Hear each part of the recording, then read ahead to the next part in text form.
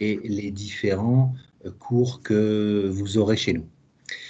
La poursuite de formation après une STS en BTS comptabilité gestion.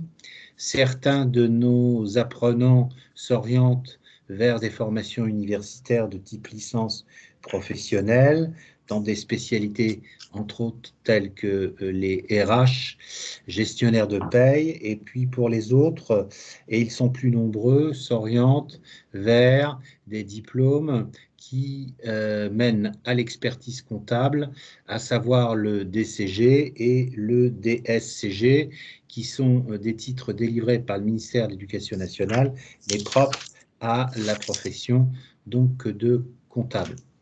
Alors les métiers, collaborateurs donc de services, comptable ou gestion, dans des macrostructures, voire dans des PME ou intégration dans des cabinets, sachant que les cabinets, à la date d'aujourd'hui, s'orientent plus vers des recrutements Bac+3 que vers des recrutements Bac+2, ce qui nous laisse entendre qu'ils proposent à ces jeunes gens diplômés d'un Bac+2 des poursuites d'études vers du Bac+3 et vers la masterisation telle qu'elle a été évoquée tout à l'heure par Madame Laroche.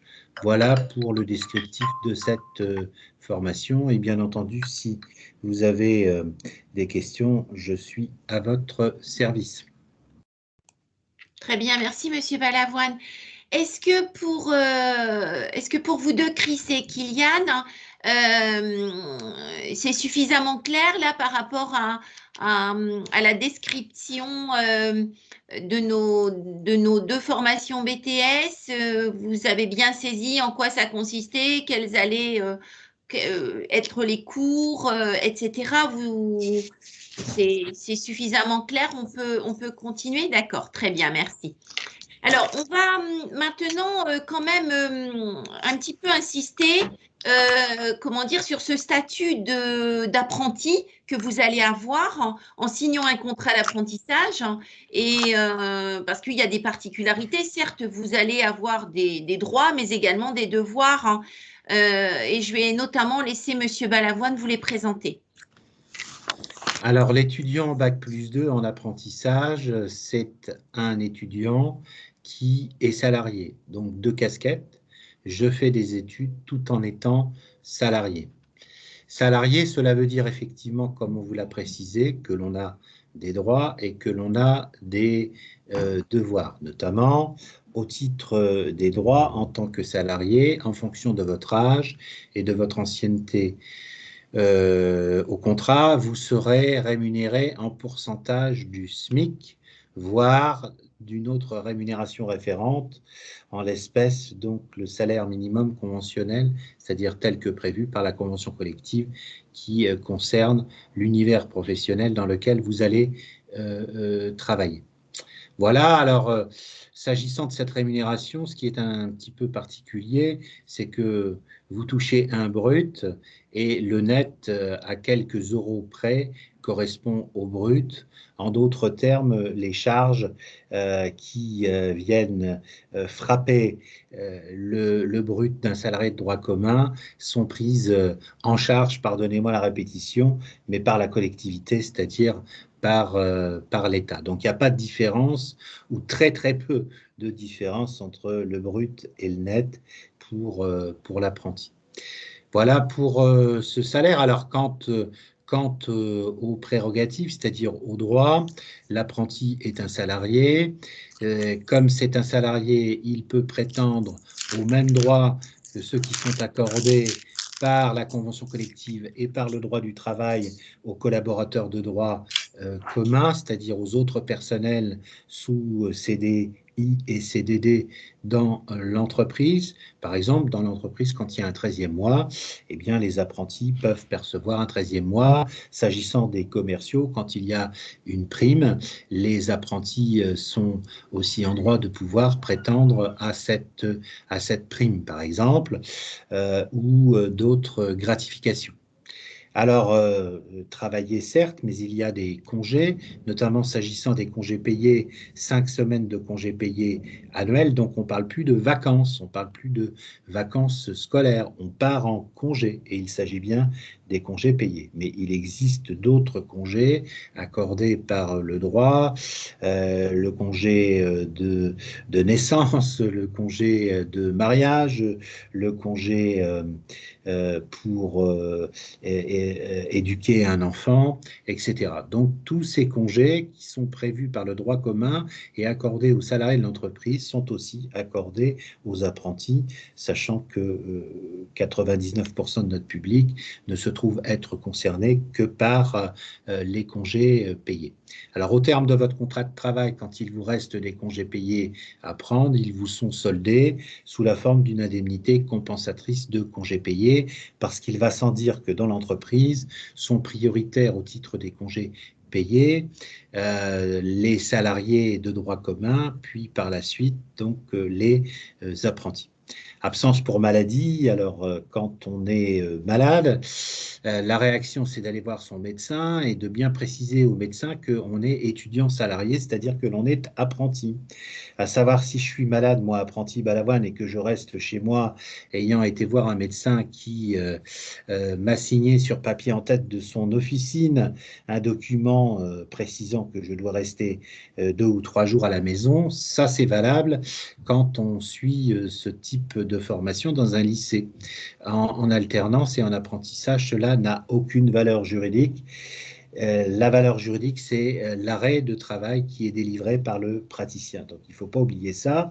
Et quand c'est sur une semaine de CFA, on doit remettre au CFA pour justifier son absence une copie donc de son arrêt de travail et envoyer l'original pour suite à donner à son employeur. Donc, retenez que l'apprenti, c'est un petit peu le dieu Janus à double face.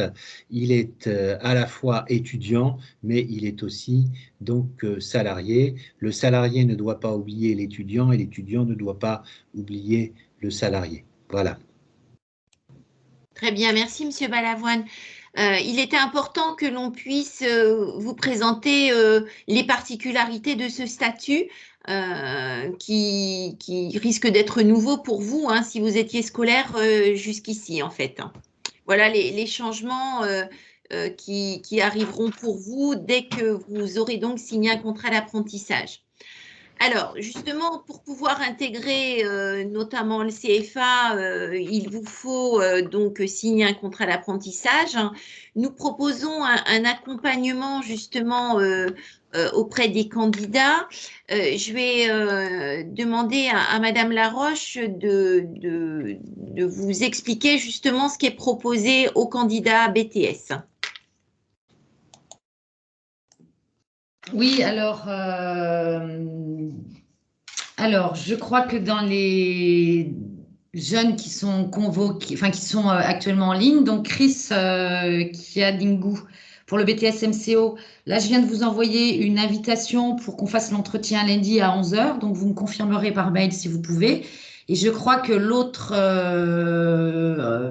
jeune personne, on a déjà eu l'entretien ensemble pour le BTS CG. Vous voulez bien me le confirmer ou pas? Oui, Kylian, c'était ce matin. Voilà. Donc Kylian, nous, on a eu l'entretien ce matin. Et puis pour Chris, je vous propose l'entretien lundi matin. Donc cet entretien, ça va durer à peu près 1 heure. On va voir ensemble votre... donc vous vous êtes auparavant préinscrit sur notre site. Vous m'avez envoyé tous les documents, vous avez fait le test de personnalité. Donc lundi, on va mener, si vous êtes disponible, ensemble l'entretien. Et ensuite, je pourrais vous mettre en relation avec des entreprises partenaires qui nous ont fait des offres. Voilà, donc c'est ce qu'on propose aux jeunes candidats en BTS, cet accompagnement. Donc on revoit ensemble les documents, CV, lettre de motivation. On étudie votre dossier scolaire, votre parcours scolaire. Et puis, avec le test de personnalité, ben, on parle un petit peu de vous, de ce que vous êtes et de ce qui vous motive. Et puis, voilà, ça permet de mieux vous connaître et ensuite de vous présenter à des entreprises en fonction, bien sûr, de vos souhaits et de votre mobilité géographique. Parce que ça reste la mobilité, quelque chose de primordial. Voilà, donc voilà ce qu'on fait et on vous accompagne jusqu'à ce que vous ayez la signature du contrat. Et après, l'accompagnement ne s'arrête pas là, hein, puisque pendant les 2 ans, vous serez accompagné et suivi tout au long de votre formation par l'équipe pédagogique, mais aussi par Monsieur Balavoine, le responsable des BTS. Voilà. Donc, si j'ai oublié des choses, si vous avez des questions, n'hésitez pas à m'interpeller. Est-ce que, du coup, Madame Laroche, vous pouvez nous dire la suite des démarches une fois l'entreprise trouvée? Ah, là, oui, bien sûr. Alors, une fois l'entreprise trouvée, donc c'est l'entreprise qui va embaucher le candidat pour son BTS. Donc, le contrat d'apprentissage va être mis en place. Le contrat d'apprentissage, c'est voilà, ce que vous avez à l'écran. Donc, c'est un document, c'est ce qu'on appelle un CERFA 10-103 étoile 09. Donc, étoile 09, c'est la dernière version. Donc, assurez-vous que quand vous signerez le contrat, qu'il y ait bien écrit en haut 10-103 étoile 09. Voilà, pour pas que ce soit pour pas que l'entreprise soit obligée de recommencer. Il faut avoir la bonne version. Et donc, ce document, c'est un contrat de travail. Donc, vous serez salarié d'une entreprise puisque vous vous engagez en signant ce contrat de travail. Et sur ce document, donc, il y a des informations tout en haut sur l'entreprise. Ensuite, au milieu, ce sont des informations vous concernant. Et en bas, ce sont les informations concernant le ou les maîtres d'apprentissage. Donc, le ou les maîtres d'apprentissage seront les personnes qui vont vous former en entreprise et qui seront en contact direct avec le CFA tout au long des 2 années.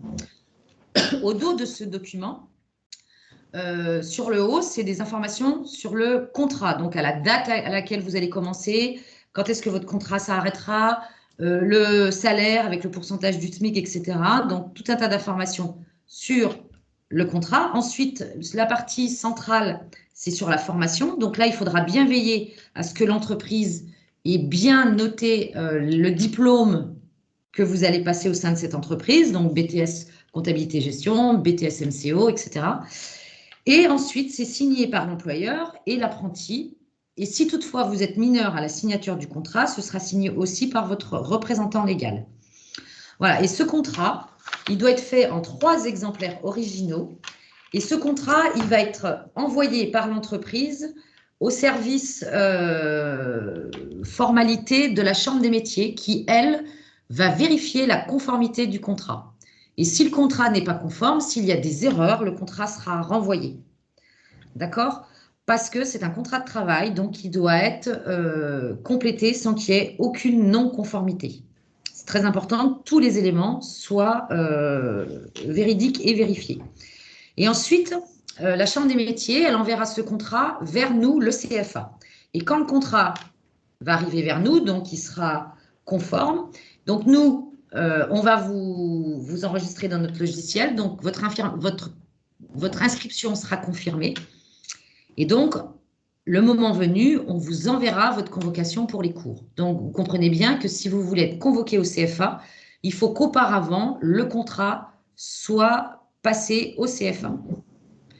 Et ensuite, le CFA va enregistrer ce contrat, va faire une convention de formation qui va être envoyée à l'entreprise pour que cette dernière la signe et la vérifie. Et ensuite, elle nous la renverra à nous au CFA. Et ces 2 documents, le contrat et la convention, seront envoyés à l'OPCO. Un OPCO, c'est un opérateur de compétences. Donc, ça va être envoyé à l'OPCO dont dépend l'entreprise. Et c'est l'OPCO qui va financer votre formation parce que même si vous ne payez rien et que vous êtes payé en tant qu'apprenti, la formation, elle a un coût. Et donc, une année de formation en BTS, alors ça dépend des BTS, mais c'est entre 7 000 et 9 000 euros l'année. Voilà, donc, et c'est l'OPCO qui va prendre en charge donc, le coût de cette formation. Voilà. Donc, vous avez bien compris qu'il faut mettre en place le contrat d'apprentissage et qu'il faudra que le contrat, de toute façon, arrive conforme au CFA pour que nous, on puisse l'enregistrer et ensuite vous convoquer pour venir au cours. Donc, tant qu'il n'y a pas de contrat, s'il n'y a pas de contrat, il n'y a pas de CFA. Voilà. Et qu'est-ce que je pourrais dire d'autre? Je crois que j'ai fait à peu près le tour. Alors, normalement, la réforme sur l'apprentissage devait simplifier tout le côté administratif, mais ça n'a fait finalement que un petit peu le compliquer, puisque maintenant, il faut qu'on fasse des conventions de formation. Voilà, donc j'espère que vous avez compris, que j'ai été assez claire. Après, l'entreprise, elle a la possibilité aussi, si elle ne veut pas faire elle-même le contrat, parce que comme je vous l'ai dit, c'est un document, c'est un contrat de travail, donc il ne doit pas comporter d'erreur.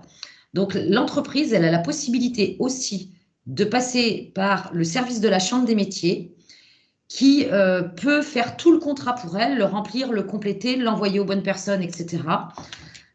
C'est un service payant de 50 €, mais au moins tout sera fait comme il se doit et il n'y aura pas d'erreur. Voilà, donc là, l'entreprise, si vous voulez, elle a deux possibilités. Elle le fait elle-même ou elle passe par le service de la Chambre des métiers qui est payant, c'est 50 €, mais au moins les choses seront bien faites. Voilà. Monsieur Balavoine, vous vouliez ajouter quelque chose? Non, en ce qui concerne donc le process d'enregistrement du contrat, non, tout est clair. D'accord. Ok. Non, c'est parce qu'il y a toujours le lever la main, c'est pour ça. Ah oui, c'est que j'arrive pas à l'enlever, pardonnez-moi. Je crois qu'il faut que vous cliquiez à nouveau dessus pour l'enlever, en fait. Alors, voilà, donc au niveau des démarches, hein, vous avez compris, c'est un petit peu lourd, on va dire, administrativement parlant, hein. Bon, le principal, c'est de bien veiller à signer ce contrat de travail qu'est le CERFA.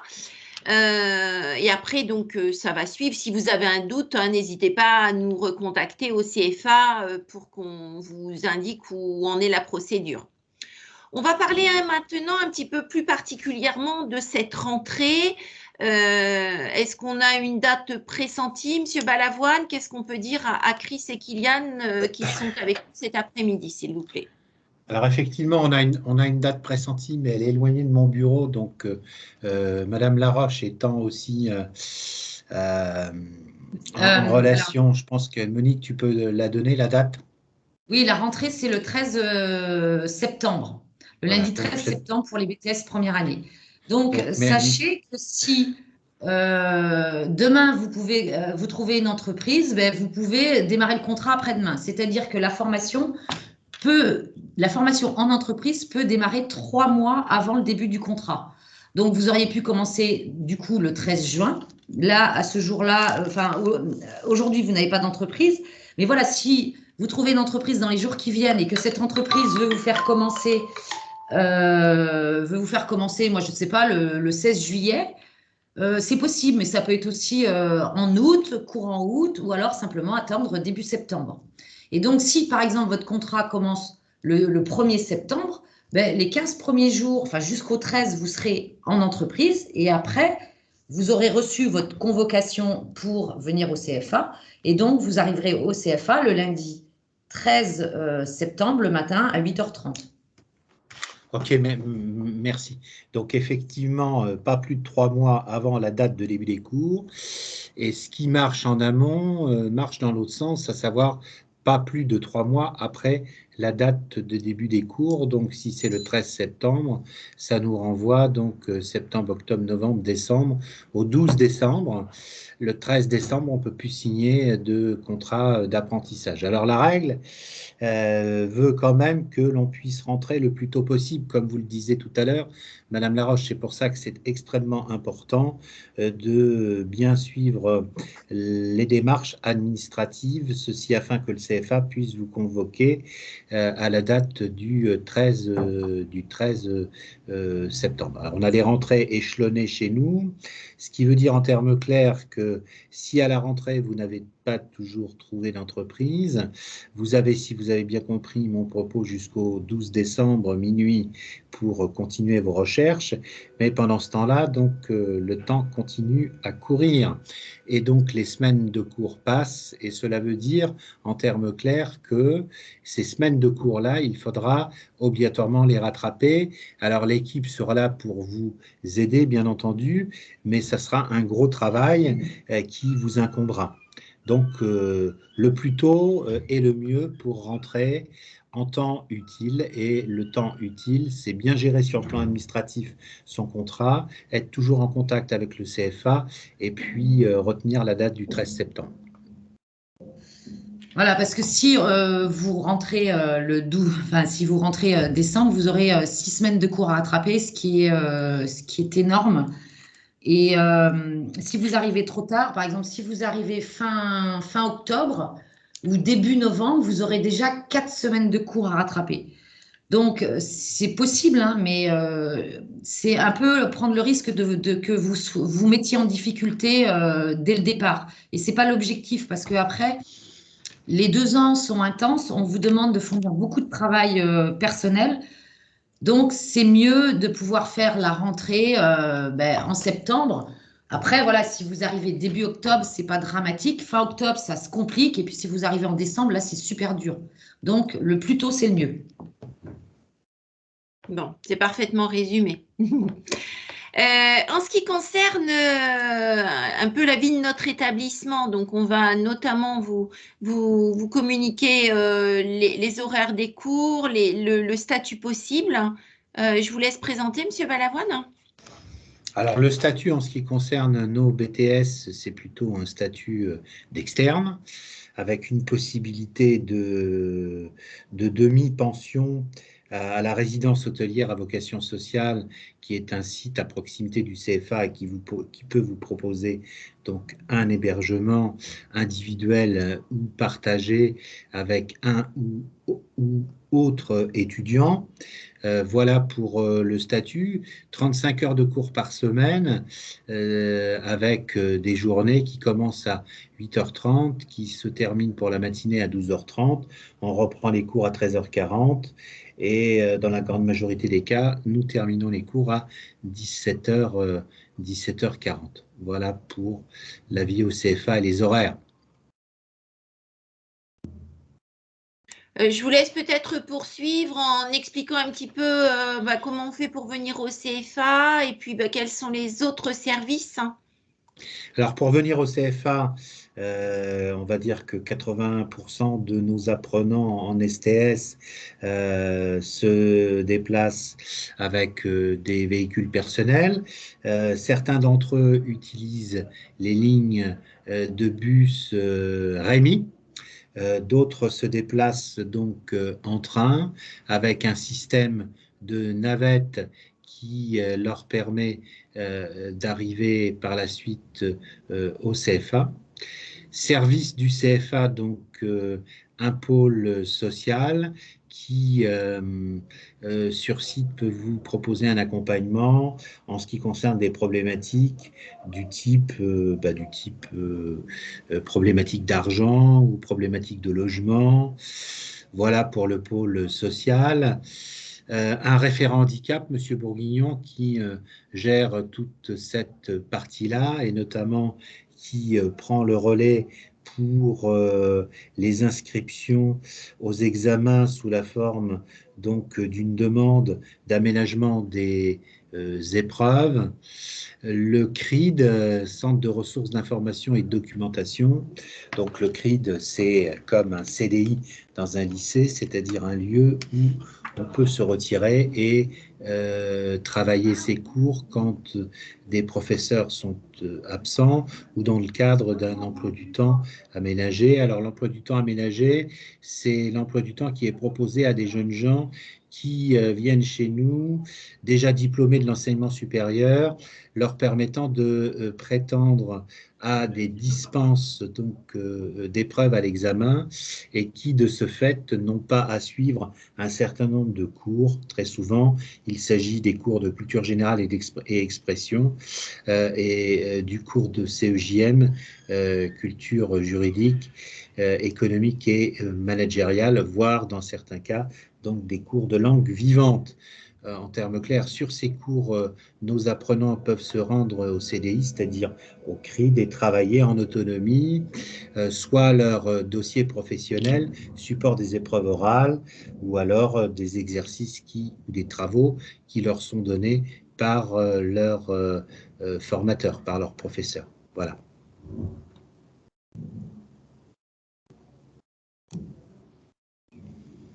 Très bien, merci pour ces précisions. Je pense qu'on a balayé assez rapidement, certes, les informations qu'on voulait vous communiquer, Kylian et Chris. Est-ce que vous, de votre côté, vous souhaitez que l'on revienne sur un point en particulier, que ce soit sur la formation elle-même, sur la vie au CFA ou sur l'accompagnement que l'on peut vous proposer? Et n'hésitez pas, hein, enfin, je vous laisse prendre la parole ou alors utiliser le fil de conversation, mais autant qu'on profite de cet échange. D'accord, merci Kylian. Alors, les pièces qu'il faut fournir avec le contrat de travail, avec le contrat d'apprentissage, Madame Laroche.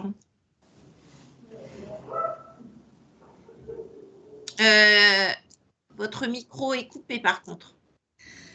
Oui, désolée. Avec le contrat d'apprentissage en lui-même, il n'y a pas spécialement de pièces à fournir. Après, quand vous allez recevoir le dossier d'inscription, quand on va vous convoquer au CFA, vous allez recevoir toute une liasse. Donc, vous aurez des questionnaires en ligne sur lesquels vous allez répondre et on va vous demander certaines pièces dans ce dossier d'inscription. Donc après, ces pièces, on les aura et après, de toute façon, on vous demandera après d'autres pièces ou voire des fois les mêmes pour votre inscription à l'examen. Donc, de toute façon, on va vous demander pièces d'identité, on va vous demander éventuellement la copie de la carte vitale ou de l'attestation de la carte vitale. Je ne sais pas, qu'est-ce qu'on peut demander d'autre encore De prouver que l'on est titulaire du baccalauréat ou d'un diplôme équivalent. Voilà, les diplômes. Voilà, on peut vous demander, moi je vous demande vos derniers bulletins si vous n'êtes pas sur Parcoursup. Enfin voilà. Mais après, ces pièces, on va vous les demander au fur et à mesure.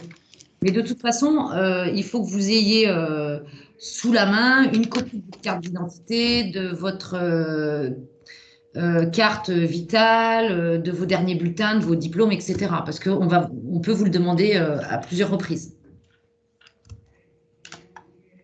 Est-ce que ça a répondu à vos interrogations? Est-ce que vous avez besoin d'autres informations?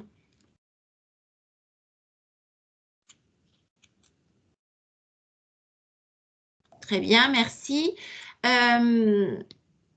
Est-ce que, Monsieur Balavoine, est-ce que vous souhaitez ajouter quelque chose? Peut-être de rajouter que la préparation d'un BTS dans un cadre classique, comme au lycée, ça demande beaucoup de maturité et du travail. La préparation d'un BTS, dans le cadre de l'apprentissage, ça demande, oserais-je dire, encore plus de maturité et encore plus de travail. Donc, je me garderai bien de donner des conseils à des jeunes qui vont valider ou qui ont déjà validé le premier grade universitaire, à savoir le baccalauréat. Mais toujours est-il qu'on n'a rien sans rien et que lorsque l'on envisage des études, parce qu'il faut bien employer ce terme-là, on emploie le terme de formation et on doit aussi employer le terme d'études. Dans le cadre de l'alternance, on doit être hyper organisé et on doit donc être porteur de cette valeur, donc travail. Une semaine, si vous voulez, de CFA, c'est comme une semaine de lycée et très souvent, nos apprenants, lorsqu'ils sortent le soir, se détendent, se pratiquent un sport ou un autre hobby et c'est tout à fait bien parce que ça fait partie de l'équilibre et travaillent comme ils le faisaient au lycée. Et puis après, on enchaîne sur une semaine d'entreprise et là, quand on rentre du boulot, on fait un break, ce qui est tout à fait bien et on a beaucoup de difficultés à se remettre à la planche à dessin, c'est-à-dire à son travail académique. La semaine d'entreprise, c'est pas une semaine de parenthèse. Il ne faut pas occulter sur cette semaine-là les travaux qui sont donnés par le CFA, parce que sinon, tout simplement, on n'y arrive pas, quoi. Voilà. Alors, cela ne veut pas dire pour autant que ça soit l'annapurna et qu'il faut avoir fait 350 fois le Mont Blanc pour remporter un BTS dans le cadre de l'alternance. Je n'ai jamais dit ça, je me garderais bien de dire ça, mais par contre, je suis clair dans mon propos. Celui qui ne sera pas mature, organisé et qui sera réfractaire à l'engagement de travail, donc n'arrivera pas à valider son bac+2 chez nous et d'ailleurs nulle part ailleurs, quoi. Voilà. Oui, il est effectivement important de rappeler donc la nécessité d'être régulier, surtout dans son travail, hein. Tout à fait. Ok. Je pense que de notre côté, on a vraiment dû faire le tour de toutes les informations que l'on avait à vous donner.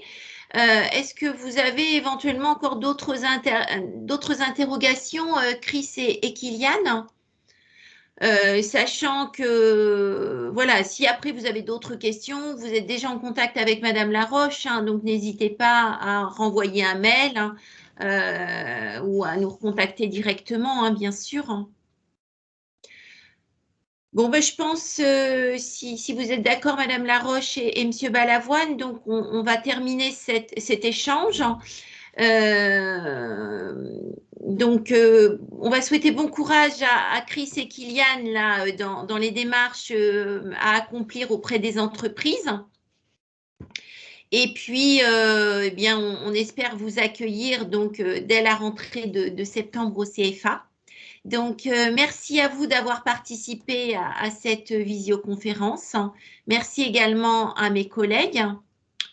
Oui, Monsieur Balavoine? Oui, pardon, donc moi je ne connais pas le profil de ces jeunes gens, mais si ce sont des profils bac et tout nouveau de réussite, bien entendu, pour le baccalauréat. Très bien, merci. Chris doit être en train de nous écrire un petit mot. On va juste voir de quoi il s'agit. Non, rien de particulier. OK. Bon, ben écoutez, merci Madame Laroche, merci Monsieur Balavoine, merci à vous Chris et Kylian. Et puis n'hésitez pas surtout à revenir vers nous, hein, pour qu'on puisse vous accompagner au mieux dans cette démarche. Merci à tous, hein, et à bientôt. Au revoir. Merci, Au merci, à revoir. bientôt, au revoir. Au revoir.